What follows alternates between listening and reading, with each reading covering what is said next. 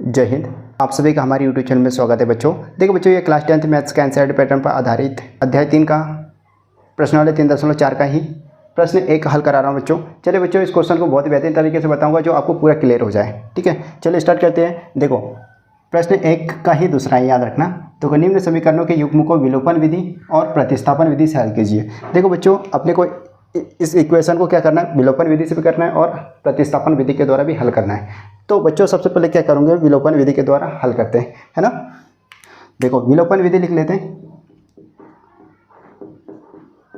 विलोपन विधि, सबसे पहले दिए गए समीकरण को लिख लेते हैं।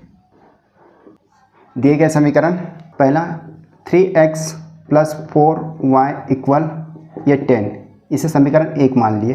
ठीक है बच्चों, और दूसरा क्या है, 2x - 2y = 2, इसे समीकरण 2 दे दिए।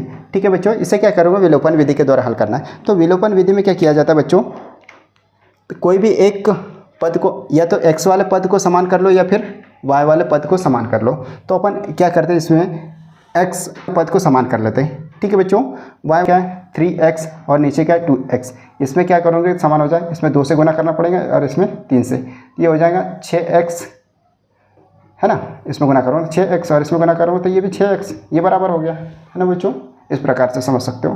ठीक है बच्चों, तो अपन शब्दों में क्या करें, देखो इसका 2 का पूरे समीकरण 1 में गुना करने पर और 3 का समीकरण 2 में गुना करने पर। ठीक है बच्चों, इस प्रकार से शब्दों में लिख लेते हैं। समीकरण 1 में 2 से गुना करने पर गुना तथा समीकरण 2 में 3 से गुना करने पर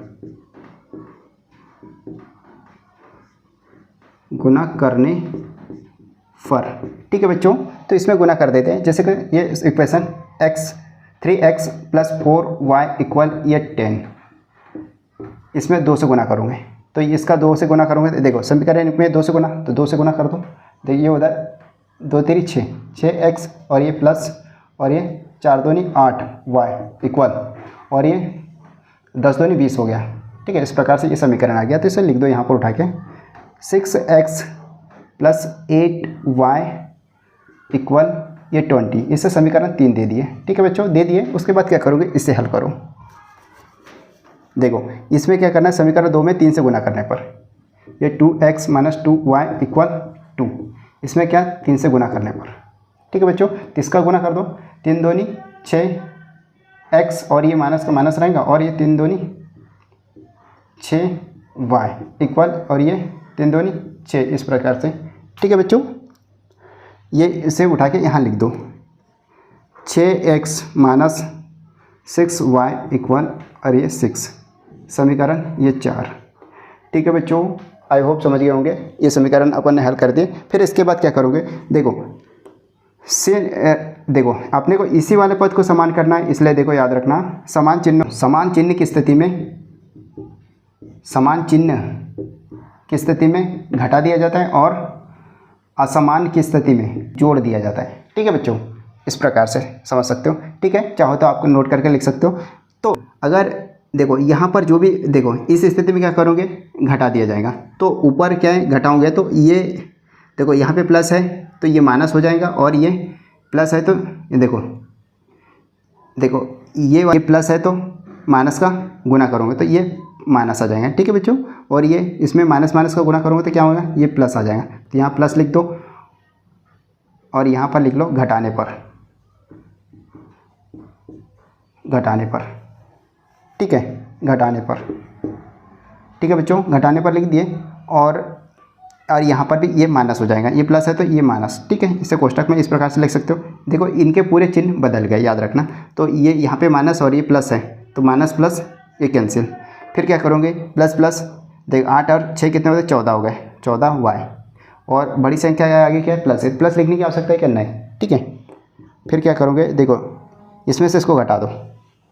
देखो 20 में से 6 घटाओगे तो कितना आ जाएगा, ये 14, ये घटा दो तो कितना है, 14 आ गया। 14 यहाँ लिख दिए। फिर क्या करोगे, देखो y को जैसा वैसा लिख दिया और 14 भी जैसा वैसा लिख दिया। देखो ये गुने में है तो इसको पाँचांतर करोगे तो ये बटे में आ जाएगा।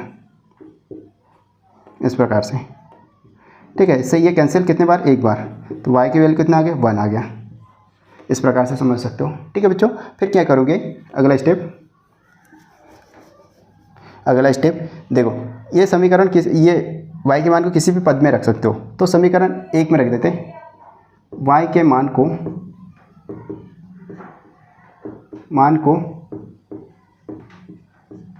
समीकरण 1 में रखने पर ओके बच्चों, समीकरण 1 लिख लेते हैं, 3x + 4y = ये 10 लिख दिए। फिर y की जगह सिर्फ अपने को 1 रखना है, ये 3x जैसे कैसे प्लस 4 इंटू ये 1 लिख सकते हो। ठीक है बच्चों, इस प्रकार से लिख दिए, है ना। y की जगह सिर्फ 1 लिखे। देखो इसका मतलब होता है 1 मल्टीप्लाई। ठीक है, याद रखना, अगर ये 3x और इनका गुणा करूँगा तो ये 4 आ जाएगा। ठीक है, फिर क्या करूँगे, देखो इसके अंदर पक्षांतर कर दो, पक्षांतर करने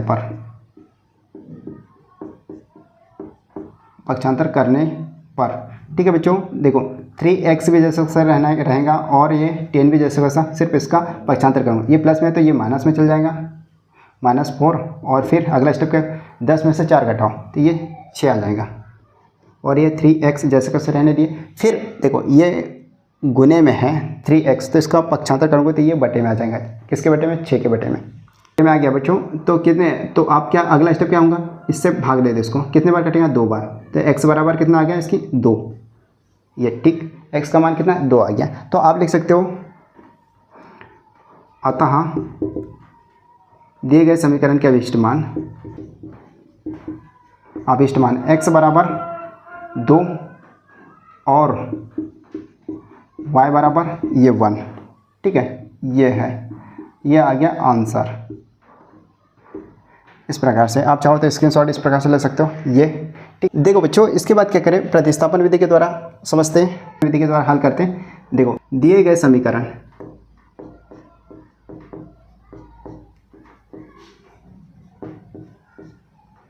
समीकरण ये 3x + 4y = ये 10।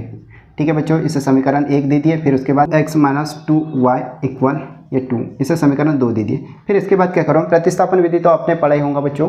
तो इसमें समीकरण 1 से 3x, ये पूरा समीकरण लिख लो, 3x + 4y = ये 10।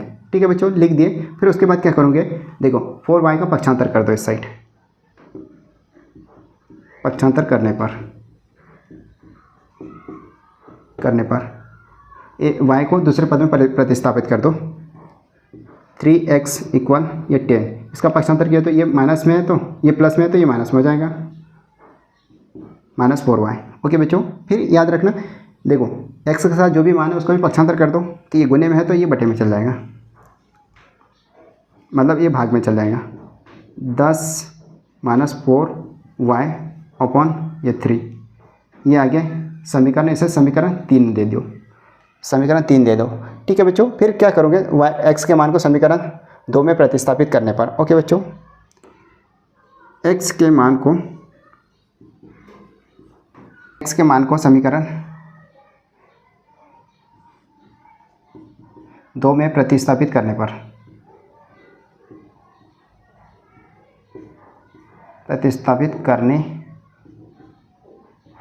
ओके बच्चों, समीकरण 2 क्या है, 2x - 2y = ये 2। ठीक है बच्चों, फिर इसकी जगह क्या रखना है अपने को, x की जगह ये पूरा उठा के रखना है, तो ऊपर यहाँ से कर देते हैं। देखो कोष्टक में लिख लेते इसको, 10 - 4y / ये 3। ठीक है बच्चों, और ये -2y = ये 2। ठीक है, इतना दे दिए। फिर क्या करूँगी, लिख दिए x की जगह ये, है ना। फिर ये वाले मान का इसमें पूरे में गुणा कर दो, ये वाले कोष्टक में। ठीक है बच्चों, तो देखो 10 - 4y, इसमें 2 से मल्टीप्लाई करना, तो ये 10 दूनी 20, और ये माइनस का माइनस, और ये 4 दूनी 8y, ये आ गया। ठीक है बच्चों, और ये 3 का 3 जैसा कि वैसा रहेगा। ठीक है, और ये मान लिख दो ऊपर, 20 - 8y, इतना लिख दिए। फिर क्या करूँगा, ये मान को भी जैसे वैसे उतार दो, -2y = ये 2। ठीक है बच्चों, लिख दिए। फिर क्या करोगे, अलग पद है, ये अलग पद है। इसके बाद क्या करूँगा, देखो इसके बटे में कुछ नहीं है तो 1 ले लो और आगे हल कर दो। देखो इसका और इसका 3 और 1 का एलसीएम ले लो, कितना आ जाएगा, 3 ही आ जाएगा। ठीक है बच्चों, देखो 3 आ गया, इससे इसको काट दो, कितने बार कटेगा, एक बार। 1 का गुना ये पूरे पद में कर दो तो ये ऊपर वाले पद जैसे वैसे आ जाएगा। ये आ जाएगा 20 माइनस 8y और ये माइनस का माइनस ले लो और इससे इसको डिवाइड करो, कितने बार कटेगा, देखो 3 इसको डिवाइड करो, ये देखिए ये 3 आ गया, 3 का 3 आया, 3 का इसमें गुना कर दो, ये 2y में, ये आ जाएगा 6y, तो 6y यहाँ लिख दिए। ठीक है बच्चों, ये लिख दिए, फिर 2 बराबर 2 है ना बच्चों। फिर अगला स्टेप क्या करोगे, देखो अब आगे कुछ हो रहा है तो एक काम करो बच्चों, देखो ये इनको आपस में, देखो -8y और -6y इनको आपस में, देखो माइनस माइनस जुड़ जाता है, हमेशा याद रखना। तो ये 14y रहेगा और बड़ी संख्या के आगे क्या माइनस है तो माइनस रहेगा। ठीक है, माइनस ये 14y बटे ये 3 और ये 2 जैसा कैसा। ठीक है बच्चों, फिर क्या करोगे, देखो बच्चों अब इसके बटे में कुछ नहीं तो 1 मान सकते हो और इनका आपस में 3 गुना कर दो, इस प्रकार से 3 गुना करने पर, है ना, 3 गुना। देखो 1 का इसमें और इसका इसमें, आप चाहो तो ऐसा लिख सकते हो 3 गुना, 3 गुना करने पर। ठीक है बच्चों, इस प्रकार से 3 गुना कर सकते हो, है ना। देखो 1 का इसमें करोगे तो ये पूरे मान में, तो ये जैसे वैसे रहेगा 20 माइनस 14y और इसका इसमें करोगे तो 3 दूनी 6, ये आ गया। ठीक है, समझ गए ना बच्चों, ठीक है ना। फिर क्या करोगे, देखो 20 का इधर पक्षांतर कर दो और ये माइनस 14y जैसे वैसे रहने दिए और ये 6 भी जैसे वैसे रहने दिए। देखो ये इसका पक्षांतर करूँगा तो क्या होगा, ये प्लस में तो ये माइनस में हो जाएगा, ये -20। देखो -20 और ये +6, देखो अब क्या बड़ी संख्या आगे माइनस तो घट जाएगा, याद रखना। ये 14 आ जाएगा और चिन्ह कौन सा आएगा, लेकिन ये आएगा माइनस का, तो ये लिख सकते हो -14 और ये -14y और इससे ये कैंसिल हो जाएगा, माइनस माइनस कैंसिल हो जाता है। ठीक है बच्चों, फिर अगला स्टेप क्या, ये देखो 14y बराबर ये 14 लिख दिए। ठीक है, फिर क्या करूँगा, ये देखो गुने में है तो ये बटे में चल जाएगा, इस प्रकार से। इससे ये कितने बार कटेगा, 1 बार, तो y की वैल्यू कितना आ गया, ये 1, ये। ठीक है बच्चों, इस प्रकार से आप समझ सकते हो। ठीक है, ये आ गया y की वैल्यू। अब अपने को क्या करना है, y के मान को समीकरण 3 में रखने पर या प्रतिस्थापित करने पर। ठीक है बच्चों, y के मान को समीकरण 3 में प्रतिस्थापित करने पर ओके बच्चों, तो समीकरण 3 में प्रतिस्थापित करने पर समीकरण उठा के लिख दो यहाँ पर, x बराबर 10 - 4y अपॉन ये 3, ये उठा के लिख दिए वहाँ पर। फिर अपने को क्या करना है, इसकी जगह सिर्फ अपने को क्या रखना है, 1 रखना है। ठीक है, 1 रख दो, 10 - 4 इंटू ये 1 बटे 3। ठीक है बच्चों, फिर ये 10 और ये माइनस, देखो इनका गुना करूँगा तो ये 4 का 4 आ जाएगा और ये 3। फिर अगला स्टेप 10 में से 4 घटाओगे तो ये 6 आ जाएगा, 6 बटे 3 और इससे इसको डिवाइड दे दो, कर दो, कितने बार, 2 बार, ये 2 आ जाएगा। x बराबर, x की वैल्यू कितने आ गई, 2 आ गई।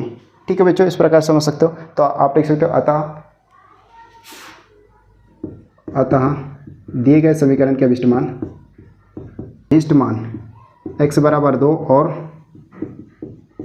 y बराबर 1 है, ये आ गया आंसर। ठीक है बच्चों, आप चाहो